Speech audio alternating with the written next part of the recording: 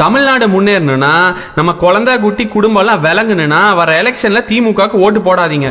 இதுக்கான 10 காரணம் என்னங்கிறது உங்ககிட்ட சொல்றதுக்கு தான் நான் வந்திருக்கேன். நான் சொல்றதை கூர்ந்து கவனிக்கிறது மட்டும் இல்லாம தயவு செஞ்சு போய் இன்டர்நெட் ஓபன் பண்ணி நான் சொல்ற எல்லா டீடைல்ஸும் பார்த்து சர்ச் பண்ணி உண்மை என்னங்கிறது தெரிஞ்சுக்கங்க.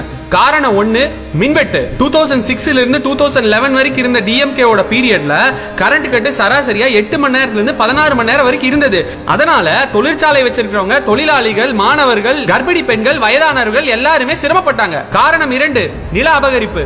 கஷ்டப்பட்டு ஒருத்தர் குருவி சேர்க்கிற மாதிரி பணம் சேர்த்து ஒருத்தர் நிலத்தை வாங்குறானா அந்த இடம் உங்களுக்கு பிடிச்சிருச்சுன்னா ரவுடியில விட்டு மிரட்டி உடனே அந்த இடத்தை எழுதி வாங்கிட்டு இருந்தாங்க.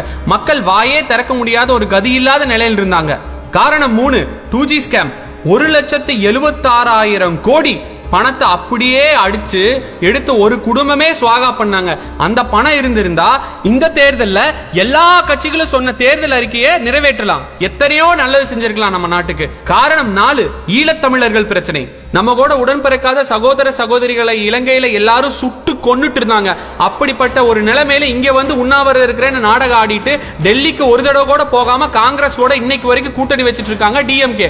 ஆனா அவங்க பொண்ணு கலிமொழிக்கு ஒரு கேஸ், ஒரு பிரச்சனை வந்து குடும்பமே போய் டெல்லியில அத்தனை நாள் குடியிருந்தது. இது கேவலமா இல்ல? காரணம் 5, சினிமா துறையில நடந்த அராஜகம். Sun pictures, red Jain, Cloud9 அப்படின்னு சொல்லி அவங்களே கம்பெனிங்க ஆரம்பிச்சு அவங்களே படம் எடுப்பாங்களாம். தியேட்டர் உரிமையாளர்கள் எல்லாத்தையும் அவங்க கண்ட்ரோல் வச்சு எல்லா தியேட்டர்லயும் அராஜகம் பண்ணி அவங்களே டிஸ்ட்ரிபியூட் பண்ணி அவங்களுக்கு தேவையான நடிகர் எப்ப கூப்பிட்டாலும் வந்து நடிக்கணும்னு அந்த அளவு ஒரு அட்டூழியம் பண்ணிட்டு அவங்க கருப்பு பணத்தை பூரா வெள்ளை பணம் ஆக்கிறதுக்கு இது ஒரு ஆப்பர்ச்சுனிட்டியை யூஸ் பண்ணிட்டு சினிமா துறையை அவங்க காலு கீழே வச்சிருந்தாங்க. எத்தனையோ சின்ன ப்ரொடியூசர்ஸ் கண்ணீர் சிந்தினாங்க. உங்களுக்கு யாராவது தெரிஞ்சவங்க சினிமா துறையில இருந்தா போய் கேட்டு பாருங்க. காரணம் 6, மணல் கொள்ளை. தமிழ்நாட்டில் இருக்கிற எல்லா ஆற்று மணலையும் கொள்ளை எடுத்ததுக்கு முக்கியமான காரணம் கருணாநிதியோட 3வது மனைவி ராஜாத்தி அம்மாளும் அவங்க பொண்ணு கலிமொழியும் தான். சிஐடி காலனியும் ஆழ்வார்பேட்டை ராயல் என்டர்பிரைசஸையும் தலைமை செயலகமாவே மாத்திட்டாங்க. அந்த ஆபீஸ்ல ஆற்று மணல் கொள்ளைக்காக அவங்க அடிச்ச அட்டூழியம் கொஞ்சம் இல்ல நஞ்சம் இல்ல.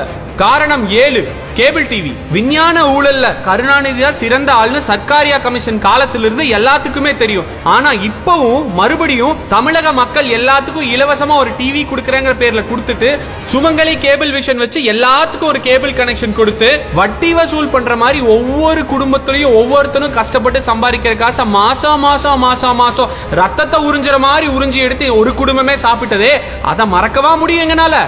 காரணம் 8, சிமெண்ட் இண்டஸ்ட்ரியில அராஜகம். தமிழ்நாட்டில் இருக்கிற எல்லா சிமெண்ட் கம்பெனியும் மிரட்டி இவங்களே வாங்கிட்டு இவங்க குடும்பமே அதை ஓன் பண்ணது மட்டும் இல்லாம சிமெண்டோட விலையை இவங்க தான் நிர்ணயிக்கிற நிலைமை தமிழ்நாட்டில் வந்தது. ஒரு ஏழை எளியவங்களோ நடுத்தர மக்களோ வீடே கட்ட முடியாம கையை கசக்கிட்டு கண்ணை கசக்கிட்டு நிக்கிற நிலைமை தமிழ்நாட்டில் 2006 இருந்து 2011 வரைக்கும் இருந்தது. காரணம் 9, குடும்ப அரசியல். இவங்க குடும்பத்தில் இருக்கிற பாட்டி, பேத்தி, பேரன், சித்தப்பா, பெரியப்பா, அம்மா, அப்பா, சொந்தக்காரன், தெரிஞ்சவன், தெரியாதவன் அத்தனை பேரையும் வச்சு தமிழ்நாடுல அரசியல ஒரு பிசினஸா நடத்தின ஒரே குடும்பம்னா திமுக குடும்பம் தான். இவங்களும் இவங்க மந்திரிகளும் அங்கங்க தமிழ்நாட்டுல சிற்றரசர்கள் மாதிரி அராஜகம் பண்ணிட்டு காவல்துறைக்கே பவர் இல்லாம நாட்டுல ஒரு பெண் பாதுகாப்பு, ஒரு சட்ட ஒழுங்கு எதுவுமே இல்லாம சட்டக்கல்வி மாணவர்களை சட்டையை கிழிக்க வச்சது இந்த ஆட்சி தான்.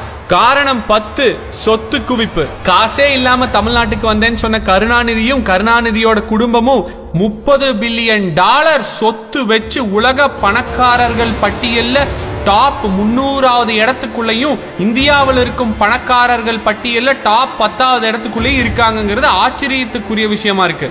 கனிமொழியோட வீடு 30 கோடி, ஸ்டாலினோட வீடு 50 கோடி, கருணாநிதியோட வீடு 40 கோடி, தயாநிதி, உதயநிதி ஒவ்வொருத்தரும் நிதிகளை பேர்ல வச்சுட்டு 100 கோடிக்கு வீட்டையும் கட்டிட்டு கோடி கோடி கோடியா சொத்தையும் சேர்த்துக்கிட்டு தமிழ்நாட்டு மக்களுக்கு ஒரு பட்ட நாமத்தை போட்டு தெருக்கோடியில நிறுத்தினீங்களே, இது நியாயமா?